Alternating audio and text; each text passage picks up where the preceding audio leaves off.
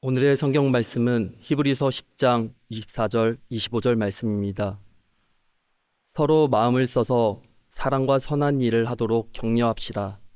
어떤 사람들의 습관처럼 우리는 모이기를 그만하지 말고 서로 격려하여 그날이 가까워 오는 것을 볼수록 더욱 힘써 모입시다. 이 말씀은 살아계신 하나님의 말씀입니다.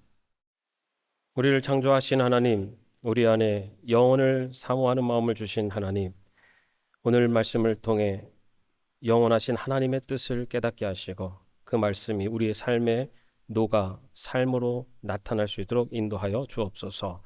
예수님의 이름으로 기도합니다. 아멘. 사랑하는 성도 여러분, 지난주에 우리는 교회의 사명 중에 교육에 대해서, 신앙교육에 대해서 말씀을 나눴습니다. 그때 제가 여러분들에게 이런 말씀을 드렸습니다. 여러분이 한 주간 말씀을 읽거나 묵상하는 일을 한번 시작해 보십시오. 그리고 또 가정에서 우리 자녀들과 가족들과 함께 예배를 드리거나 아니면은 그날 하루의 일을 돌아보면서 신앙의 이야기를 나눠 보십시오라고 말씀을 드렸습니다. 여러분 어떻게 지난 한 주간 실천해 보셨습니까? 예. 자신감 있게 대답해 주셔서 감사합니다. 예, 저도 지난 주간에 우리 가족과 예배를 드리면서 특별한 은혜를 나눈 적이 있습니다. 저희 둘째 아이가 지난 수요일 날 미국으로 유학을 가게 됐는데 그 전날 저녁에 저희 가족이 모여서 예배를 드리면서 지금까지 하나님이 우리 가족을 어떻게 인도해 오셨는지에 대해서 이렇게 함께 나누는 시간을 가졌습니다.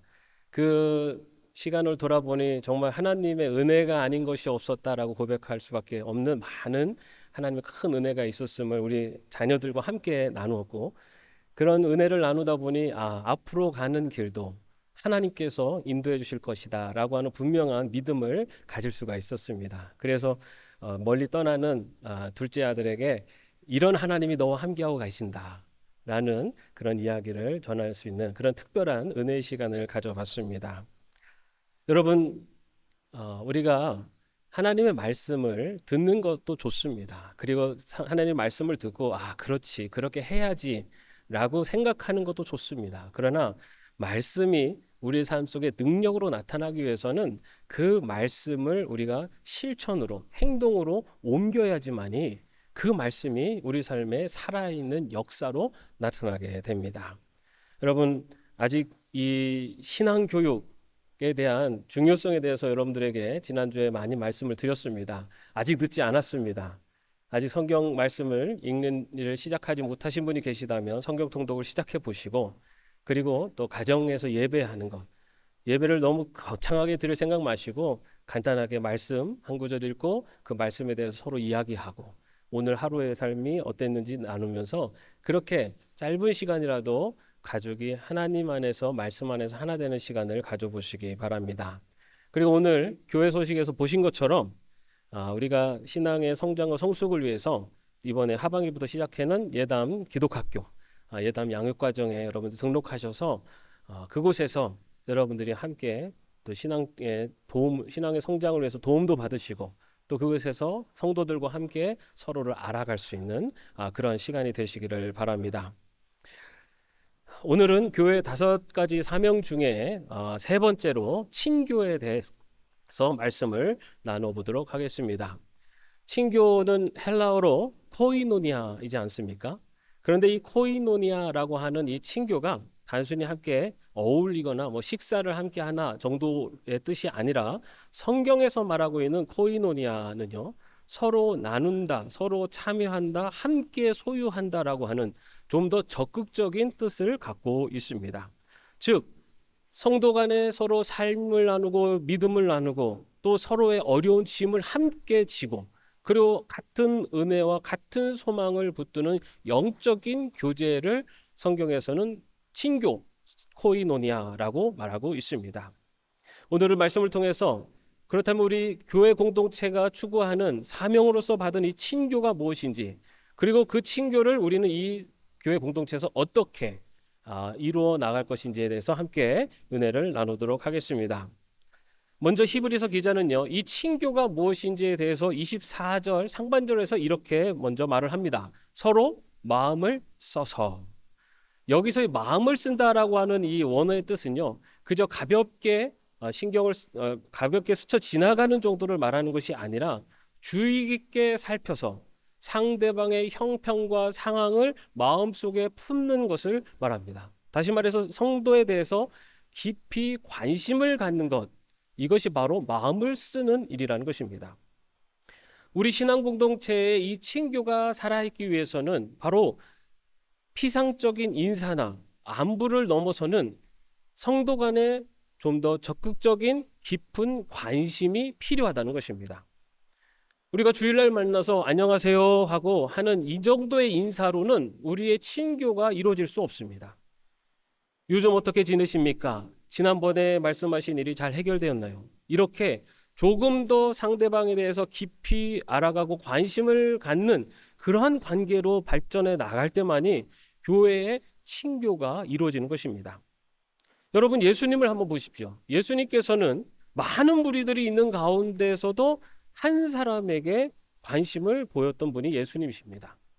혈루증을 앓던 여인을 바라보셨고, 또 세리 삭개오를 바라보셨고, 또 배신한 베드로의 그 시선을 안타깝게 바라보셨던 분이 바로 우리 예수님이십니다. 많은 무리들 가운데 있었지만 예수님은 그 안에 있는 한 사람, 상처받고 아픔 가운데 있는 사람, 고통과 슬픔 가운데 있는 사람을 관심을 갖고 바라보셨던 것이 바로 예수님입니다.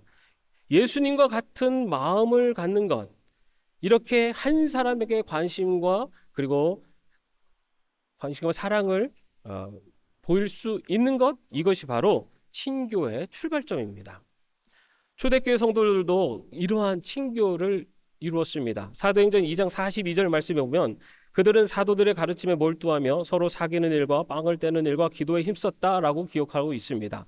사귀는 일과 빵을 떼는 일과 기도에 힘썼다라는 것은 그저 형식적인 관계에 머물렀다는 것이 아니라 서로를 살피고 마음을 나누고 또 물질을 나누면서 서로 믿음을 붙잡아주는 그런 아주 가까운 그리고 관심이 있는 관계가 되었다라는 것을 말합니다. 이러한 관계는 초대교회가 자신들의 물질을, 자신들의 소유한 것을 서로 공유하는 데까지 나가는 그런 아주 친밀한 관계를 형성했던 것을 우리는 성경을 통해서 볼 수가 있습니다. 이러한 성도 간의 친교가 있었기 때문에 초대교회는 힘있게 성장할 수 있는 동력을 얻을 수 있었던 것입니다. 오늘 우리 교회도 마찬가지입니다. 연로하신 어른들, 또 몸이 불편하신 분들, 또 어려움에 처한 분들, 또 시험에 든 분들, 이런 여러 이유로 예배 참석하지 못하시는 우리 성도분들이 있습니다.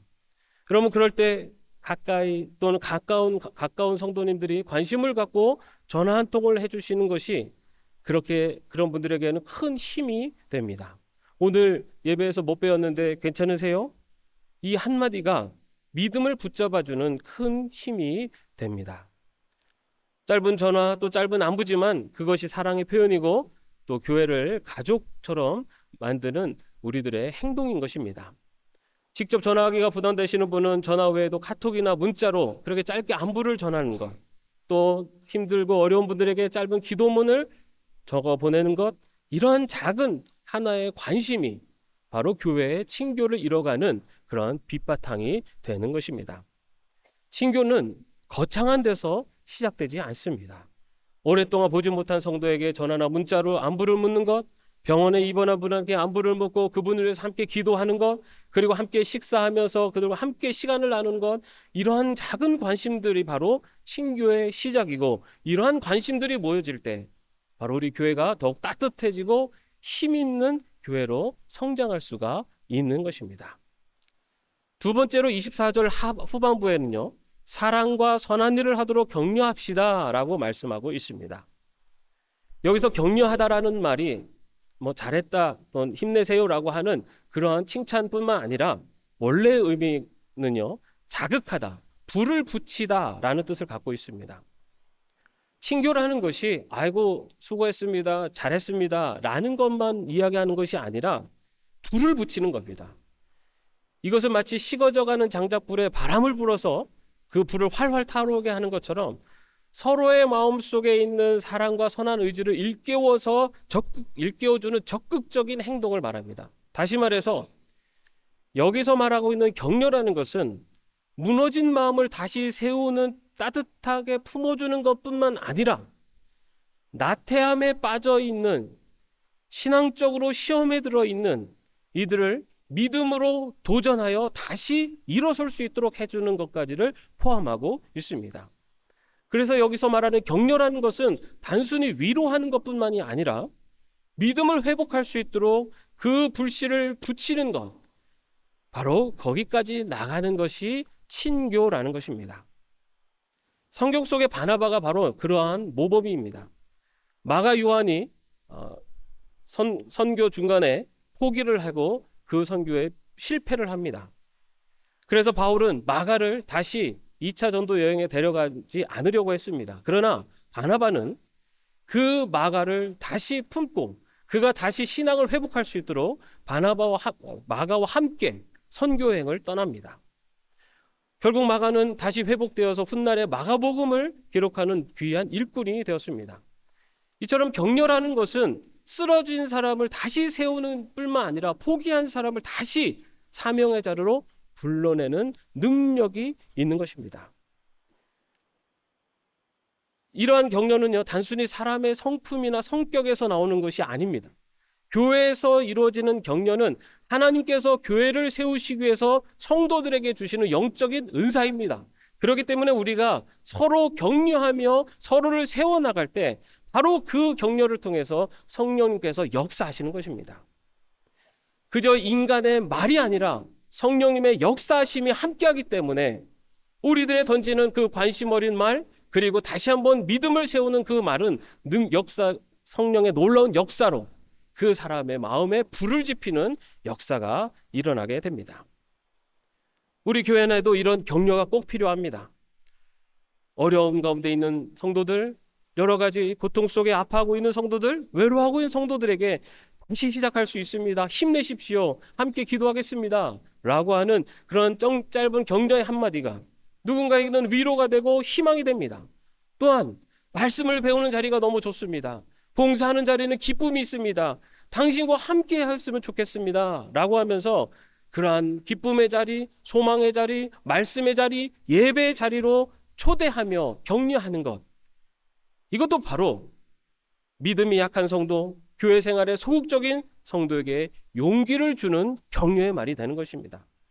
이처럼 우리가 전하는 격려의 말 한마디가 누구에게는 위로가 되고 도전이 되고 다시 예배의 자리, 또 신앙의 자리로 인도하게 됩니다. 또한 이러한 격려는 말뿐만이 아니라 구체적인 행동으로도 표현할 수 있습니다. 손편지나 메시지를 통해서 당신을 위해서 기도하고 있습니다 라고 하는 말을 전할 때 아픔 속에 있는 사람, 또 시험에 든 사람들에게는 또 그 한마디가 위로의 말이 되기도 합니다. 힘든 상황 속에 있는 성도들은 찾아가 함께 시간을 보내거나 필요한 일을 도와주는 그러한 모습, 그리고 또한 어려운 말없이 그 옆에 함께 해줄 수 있는 그러한 행동들, 이런 것이 바로 우리가 성도 간에 나누는 격려이며 친교의 근간이 됩니다. 이처럼 교회는 관심과 사랑으로 믿음의 불씨를 다시 붙여주는 공동체가 되어야 합니다. 서로 관심과 사랑으로 격려하여 따뜻한 신앙 공동체를 이루어가는 것, 이것이 바로 교회가 이루어가는 친교의 모습입니다.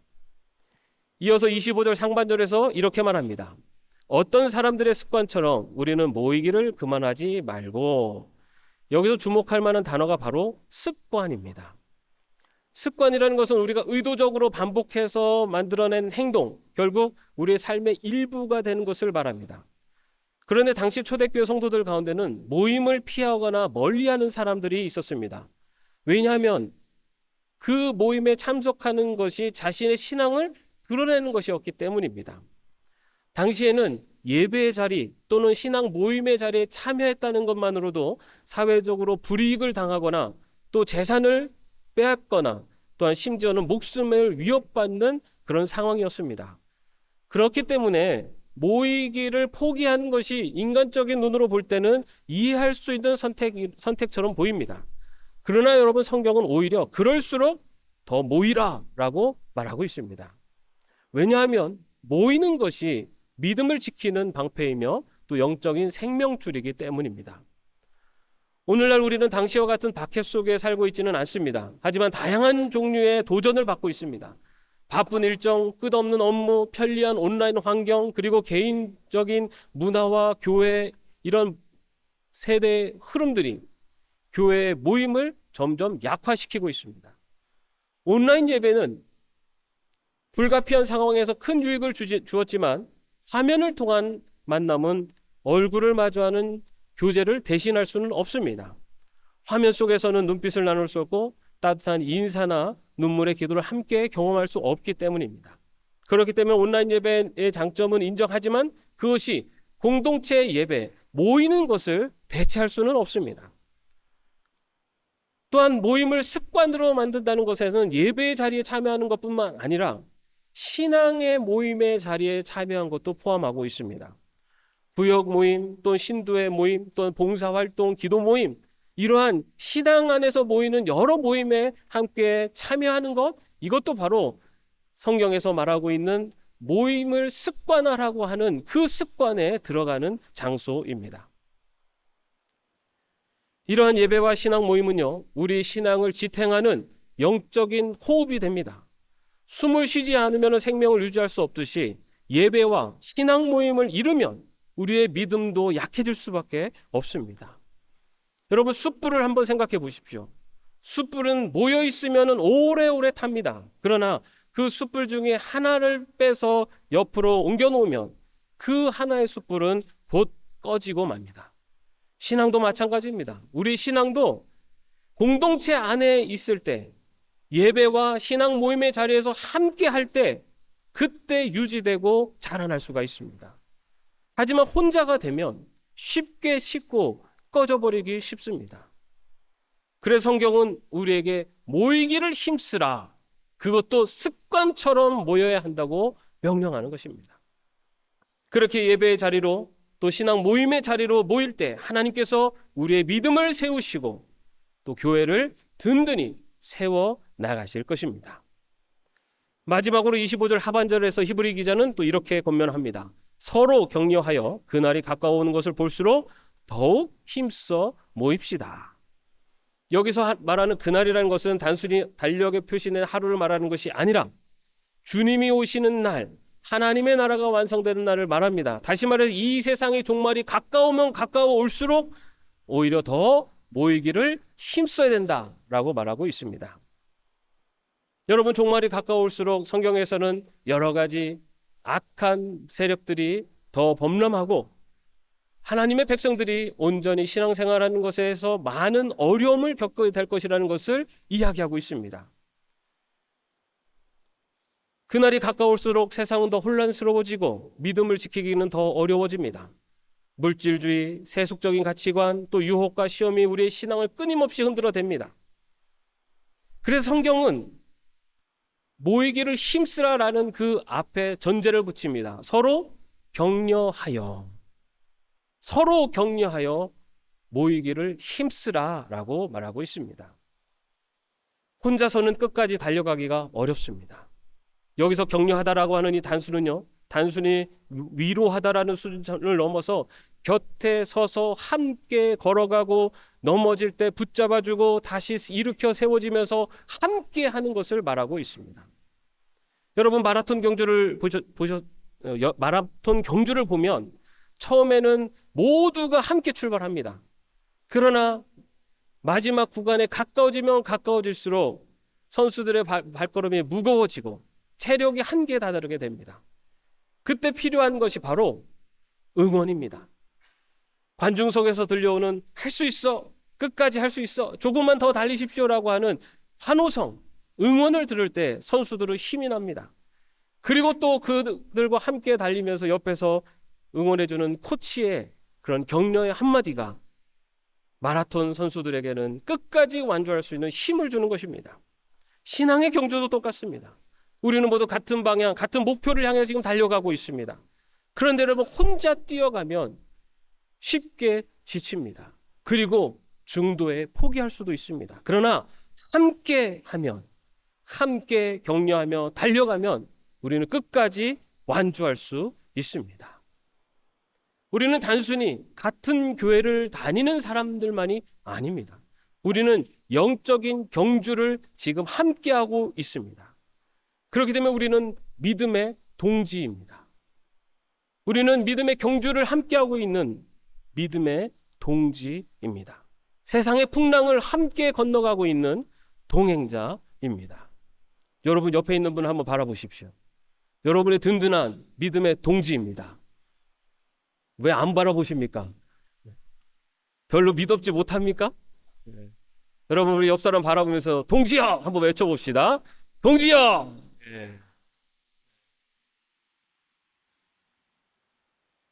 여러분 우리는 교회를 같이 다니는 사람을 넘어서서 지금 신앙의 경주를 같이 하고 있는 믿음의 동지입니다. 그렇기 때문에 주님 오시는 그날까지 이 믿음의 경주를 끝까지 달려가기 위해서는 나 혼자가 아니라 내 옆에 있는 믿음의 동지와 함께 손을 잡고 나아가야 됩니다. 당신이 있어서 기쁩니다. 당신과 함께하기 때문에 힘이 납니다. 라고 하면서 함께 그 믿음의 경주를 달려가며 끝까지 나아갈 때 우리는 주님 오시는 그날 모두 한 마음이 되어 한 자리에 모여 이 믿음의 경주를 완주했던 것을 기뻐하고 축하할 날을 맞이할 것입니다. 이것이 바로 친교의 완성입니다. 친교라는 것은 우리가 즐겁게 살고 즐겁게 지내는 것에 목표가 있는 것이 아니라 우리의 이 믿음의 경주를 끝까지 함께 갈 수 있도록 서로 격려하고 서로 힘을 주는 것, 이것이 바로 친교의 목표이고 교회가 이루어야 되는 친교의 완성인 것입니다. 사랑하는 성도 여러분, 오늘 우리는 말씀을 통해서 친교라고 하는 교회의 사명에 대해서 다시 한번 생각해 봤습니다. 친교라는 것은 단순히 밥을 함께 먹고 웃으며 대화하는 것을 넘어서서 서로의 삶을 나누고 관심을 가지고 격려하며 함께 믿음의 경주를 끝까지 나아가는 것까지 이루는 것을 포함합니다. 신앙은 혼자 지킬 수가 없습니다. 숯불이 함께 모여 있을 때만이 오래 탈 수 있는 것처럼 우리 한 사람 한 사람이 함께 모일 때만이 우리는 이 믿음의 공동체 안에서 우리의 신앙을 끝까지 지켜갈 수 있습니다. 그러기 위해서는 서로 관심을 갖고 서로 격려하며 서로에게 힘이 되는 관계가까지 나아가야만 합니다.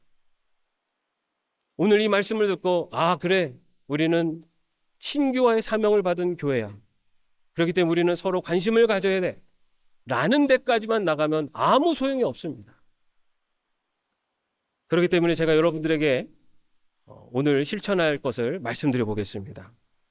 여러분, 오늘 예배 자리에 참여하지 못하신 분이 있다면 오늘 이 예배가 끝나시고 또는 주중에 안부 전화를 한 번씩 걸어보시기 바랍니다.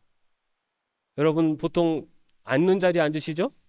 그 주변 돌아보시면 계셨던 분이 안 계시는 분 계세요. 그리고 또 여러분들의 마음속에 지금 누군가 이 사람이 지금 시험에 들어있는데 라고 하는 사람이 떠오른다면, 또는 이 사람이 우리와 함께 있어야 되는데 라고 하는 누군가가 떠오른다면 그 분에게 전화하십시오. 그리고 또 오늘 이 예배가 끝나고 오늘 함께 식사하시고 또 여러 가지 만남을 나누실 때 당신이 있어서 행복합니다. 우리 끝까지 함께 합시다. 이렇게 서로 한번 격려의 인사를 나눠보시기 바랍니다. 네. 이렇게 구체적으로 말씀드리면 여러분들 꼭 하시리라고 믿습니다.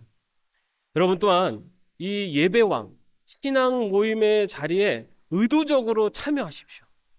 힘들고 어려울 때 오히려 예배의 자리로 나가시고, 안 될 것 같고 상황이 어려울 때 오히려 더 신앙 모임의 자리로 나가십시오. 우리가 예배와 그런 신앙 모임의 자리에 참여할 때 하나님께서 그 모임을 통해서 우리에게 더 큰 은혜를 베푸시고, 우리가 참여할 수 없다고 했었던 그 모든 조건들까지도 하나님께서 풀으셔서 그 모임에 참여할 수 있도록 모든 문제를 해결해 주실 줄로 믿습니다. 그런 의미에서 여러분들 예담 기독학교에 많이 등록하셔서 함께 친교하시고, 또 신앙의 성장을 위해서 함께 노력해 주시기를 바랍니다. 여러분, 우리는 약한 존재입니다. 그렇기 때문에 혼자서는 끝까지 달려가기가 어렵습니다.